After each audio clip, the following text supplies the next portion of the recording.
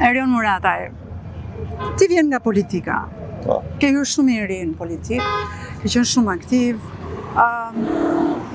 ke qenë edhe i rrept, edhe njëri që ke kundërshtuar brenda llojit. Sot je pjesë e protestës, të kam parë që je aktiv, edhe i mbështet gjithë kërkesat e revolucionit Flamingo, për ato kërkesat të cilat kërkohet edhe dorëheqja e kryeministrit.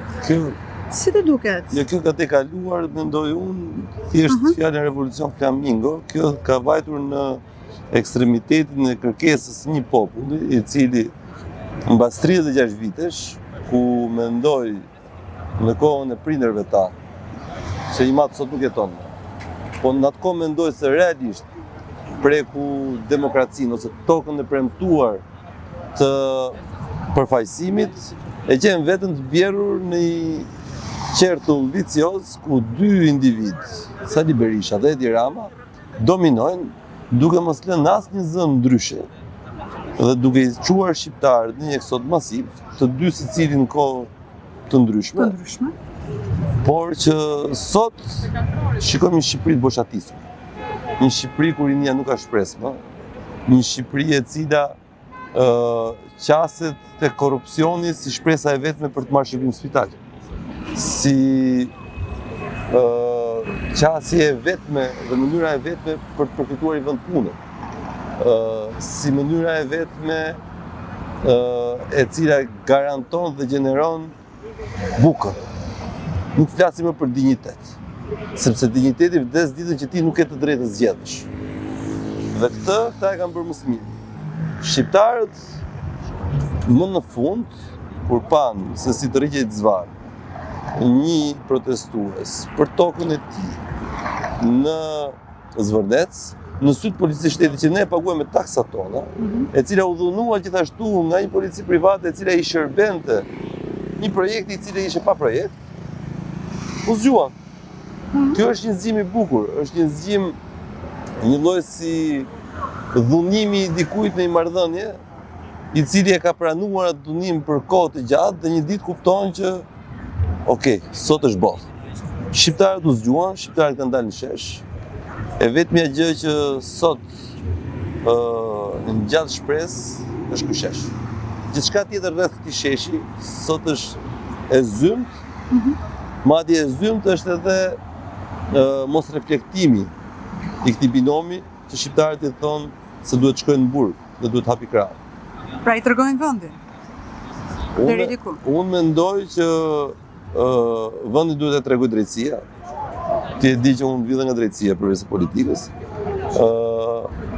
Dhe jo më kot ky shesh thirrjen e tij të dytë, ose më saktë të parë për nga Vlera dhe Pesha, mendoj unë, është për një aleancë me drejtësinë, e cila për hir të vërtetës sot përfaqësohet në nuklën e vet më të shëndosh nga SPAK dhe GKO, por që deri në këto momente kanë goditur dhe nuk janë lejuar që t'i shkojnë tek dera.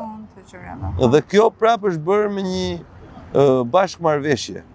Dhe mos harroni diçka që një sekond, po thuaj që një bashkëmarrëveshje mes politikës dhe SPAK-ut për të mos shkuar deri tek dera e kujt? Jo, them për një bashkëmarrëveshje të politikës brenda vetes. Brenda vetes, pra. Brenda vetes. Sa i përket SPAK-ut, besoj e ka dhënë mesazhin e tij, e ka bërë detyrën, ka kërkuar arrestimin e Belinda Ballukut dhe në mënyrë të përdhunshme me forcë kartoni, në mënyrë të pa burr për mua, për secilin nga ata që ka votuar kundër atë kërkesë, politika dhe me krahun e një opozite e cila është ambigue, është një opozitë e cila merr leje ndërtimi, një opozitë e cila merr koncesione, merr po ashtu dhe opozita si në Zvërdec merr ndonjëherë edhe në kështu resort turistik.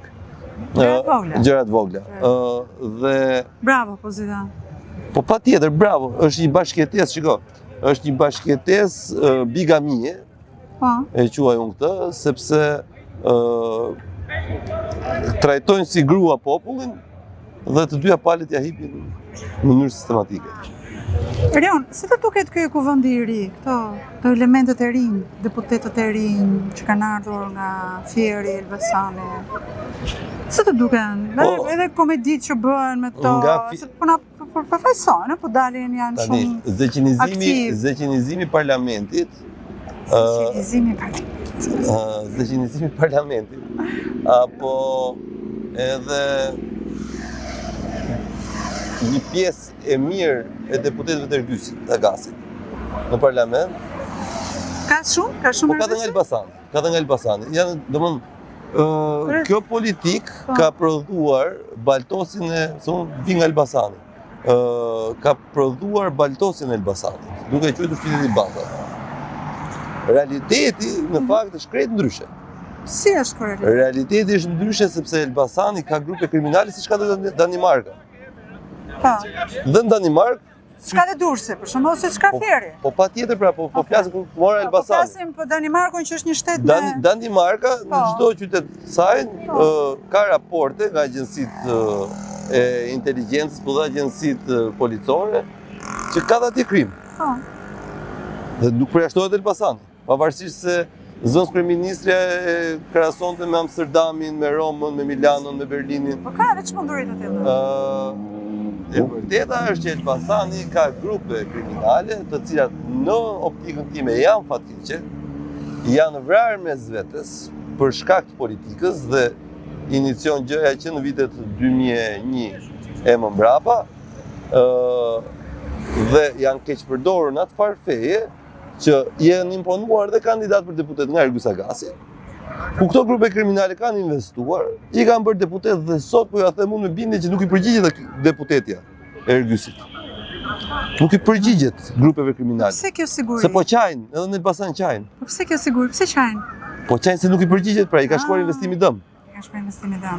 Dhe në këtë optikë, në këtë prizëm, ka njerëz, po them, zvaranik të llojit siç është kryetari i bashkisë për shembull në Elbasan. Një njeri i cili është mirë me vjerrën, mirë me... Zoti Llafja. Zoti Limoni, them, se i kam vënë pseudonimin. Zotëria është si ajo fabula që është bërë këngë, mirë me vjerrën, mirë me burrin, dhe në rastin konkret vjerra janë këto grupet kriminale, burri është Rama, e tret Rama i thot në një herë edhe për varrezat e Elbasanit që marrin flakë thotë është bërbar si kallam. Dhe ti po flet gjumë, ai ul kokën. Pra do thuash, unë e njoh personalisht kryetarin e bashkisë, dhe ti do thuash që ai është në shërbim të kryeministit dhe për gjëra që nuk kanë pse të jetë kryeminist. Ku është automotoparku? 120 milionë euro?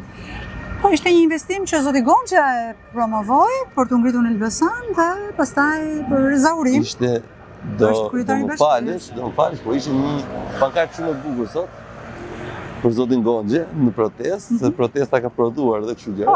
Dhe thoshte të dija Gonxhe, më dole Zhapik Jonxhe. Zhapik Jonxhe. Kështu që si është Zhapiku Jonxhe? Se ke ide? Po është jeshil. Jeshil fare? Jeshil, po konvergojnë këto, se limon jeshil, limoni ka gjethet jeshil, kështu që me automotoparku e përfaqëson më mirë. Çfarë mendon se ka ndodhur me të? Ka kaluar para dhe nuk është ndërtuar gjëja, apo jo? Nuk ka automotopark në Elbasan. S'ka, është si puna e incineratorëve? S'ka automotopark, incinerator s'ka. Po pra, po s'ka. Ose më saktë, në Elbasan ne kemi një Djeks, një furrë e cila nuk e dim se me çfarë punon akoma. Kanë vënë dhe një sahat ajo furra. Dhe e bukur e di kush është e gjithë kësaj. E bukur është që Elbasani paguan sot që flasim bashkë grumbullimin dhe trajtimin e mbetjeve, një lloj sikur të kishte incinerator. Incinerator nuk ka, Elbasani është djegur një 3-4 herë. Elbasani sot po bën dhe këtë projektin e Kalas, ku ta dinë qytetarët dhe mbar shqiptarët që në projektin e çuditshëm dhe psikopatik të Kreut Bashkisë Elbasan është që ta shtetëzon pronën me 500 euro në rast se është objekt banimi ose 700 njësi shërbimi dhe ta rishet me 2000 euro. Ndodhi dhe kjo. Po, ka ndodhur dhe kjo. Dhe pastaj, unë jam shumë i lumtur në fakt, sepse kjo protesta dhe në Elbasan, po kam përshtypjen dhe në gjithë Shqipërinë dhe kjo është e faktuar tashmë, ka prodhuar përplasje dhe brenda llojit në PS. Domethënë ka një kacafytje e cila mua po më shijon jashtëzakonisht shumë, sidomos kacafytjet e grave njerë, kam vdes fare do kuptohet politikës, në Elbasan po ndodh rëndom kjo gjë. Okej. Dhe pastaj kuptohet që kemi... Më zbulot diçka, mes kujt dhe kujt? Po kam përshtypjen që një kandidat e Ergysit me një ishte në kryetari bashkie, po ka cafytën keq. Keq, ha? Keq fare. Tani për karike, për para, apo për... Nuk e di ta rrokzoj fiks fare, se për çfarë, por jam i bindur... Po përpiqem fantazoj dhe jam i bindur që për diçka po zihet. Pa dyshim që është për copë pushteti. Kjo copa mund të marrë shumë forma, mund të jetë në formën e paras, mund të jetë në formën e influencës, mund të jetë në formën e pasurive të paluajtshme. Rëndësi ka që me paketën e maleve kryetari i Bashkisë Elbasan po merr copa me prestanome dhe në Gjinar do ndërtoj vilat e tij që mos e filmojnë siç kanë bërë në 2019 nëse e shantazhojnë me video. Të natyrës kuptohet video të këndshme, domethënë këto me pull të kuqe, po që kjo ka pak rëndësi për qytetarët e Elbasanit. Rëndësi ka që në Funar, ai projekti i famshëm që ti besoj e mban më para 2-3 vjetësh foli dhe Rama, me prestanome, kryetari i bashkisë po përgatit 300 hektar për t'ia dhënë Ergys Agasit, i cili në një nga përgjigjet në dosjen e SPAK, thot për një vend në Elbasan ku mund pastrojnë deri 1 miliard euro. Ai vendi është Funari, ti e di që unë mbaj përgjegjësi për ato që them. Patjetër. Dhe në mbledhjen e Këshillit Bashkiak unë këtë ja kam thënë në sy Limonit Bashkisë Elbasanit, Bledjan Llatës, dhe nuk mund të fshihet dot nga kjo. Ashtu siç nuk mund të fshihet dot më nga fakti që për 2 vitet e para të këtij mandati ka firmosur akte korruptive me firmat e kryetarëve të bashkive. Një nga arsyet që ka plasur dhe kjo lufta e brendshme mes grave në PS-n Elbasan. Tash Erioni mua më ngacmoi dhe më kujtoi një këngë. Elbasan i bukur, Elbasan. 1 miliard euro investim. Mos harroni se janë gjëra që shumë shpejt do provohen. Erion, me këto që ke parë, me këto që ka ndodhur, a ke më dëshirë të jesh në politikë? Shiko, unë e ndjej veten mjaftueshëm energjik, impotencën nuk e njoh as si genetike. Njerëzit që shikojnë leadershipin e kalbur 36 viteve si dominantët e politikës, janë për mua njerëz pa shtyllë kurrizore. Por në këtë moment, dhe këtë e them me plot bindje, nuk është momenti për fatin tim personal. Nuk është momenti për fatin e askujt i cili angazhohet qoftë edhe me prezencën e tij në Këshesh. Ky është momenti që ne të shërbejmë Shqipërisë. Dhe Shqipërisë ne i shërbejmë duke u bërë të gjithë një trup, duke lënë mënjan çdo lloj divergjence të karakterit, të ambicies personale, po padyshim edhe politike. Dhe do duhet që të çojmë në vend amanetin e parëve. Do duhet që të nderojmë kujtimin e tyre, të cilët kanë sakrifikuar, dhe si familje dëshmorësh, dhe si djalin familje dëshmorësh që jam, e ndjej thellë këtë gjë sot. Dhe padyshim ky është një detyrim që ja kemi brezave. Që unë ja kam djalit tim, që kushdo njeri i përgjegjshëm do duhet që mos lej pas vuajtjen që ka vuajtur vetë për fëmijët e tij. Ky shesh sot e gjeneron këtë lloj shprese. Prandaj dhe thirrja është që të dy të shkojnë në burg, dhe kjo thirrje është padyshim për drejtësinë.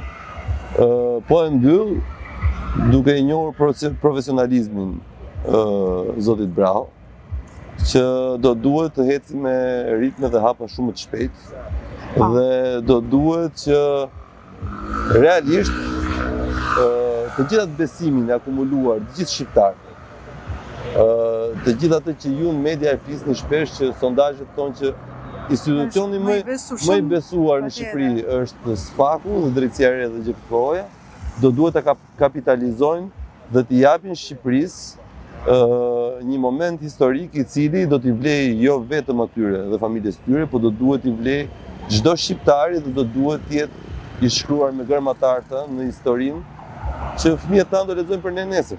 Patjetër. Mirë, faleminderit.